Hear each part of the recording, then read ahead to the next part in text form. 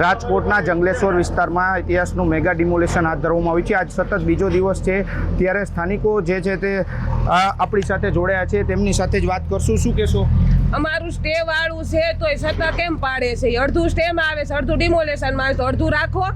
દોડધી કેમ કે આખું કેમ પાડી? અમે એમ કે આખું પાડો તો અમારે શું સમજવાનું? બોલો પૂછી છે તો એમ કે તમારું આખું જ જાય, અહીં સુધીનું છે। તો અમે જયારે એરો મારવા આવ્યા ને ત્યાં એમ કીધું કે ઓલું સ્ટે વાળું છે, તો હું કામ જવા દો? બે રૂમ જ જવા દો?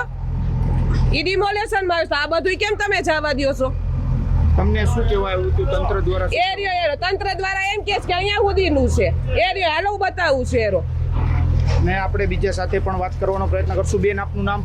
બેન, અમને કોઈ જાતની કીધું નથી, એમને માવીને પાડી ગયા છે ને આજ 5 વર્ષથી અમારે લોહી પીવે છે। નથી અમને સંતાને મકાન લેવા દીધું કે નથી કોટર દીધું, અમને કોટરે નથી દીધું। અને અમારે જાવું કે અમે લોન લઈને મકાન કરી છે, મારે 2 વહુ છે, એટલે બાજુ અમે ખેતરમાં નાખ્યો છે અને કોઈ નથી દેતું મુસલમાન ને ઘરે સરકાર લગે કોઈ મકાન દેતું।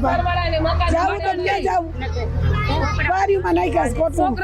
તમને નોટિસ આપવામાં આવી હતી કે શું આપવામાં આવ્યું હતું? શું કહેવામાં આવ્યું હતું તંત્ર દ્વારા?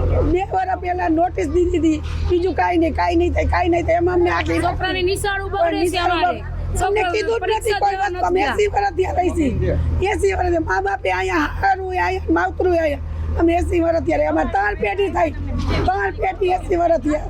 તમે જો તાત્કાલિક અમે જાય તો ક્યાં જાય? સંતાન ક્યાં જાય? અમને નથી કોઈ મકાન લેવા દેતા, નથી કોઈ ભાડે દેતા, તો ક્યાં જાય? અમે શું આતંકવાદી સહી?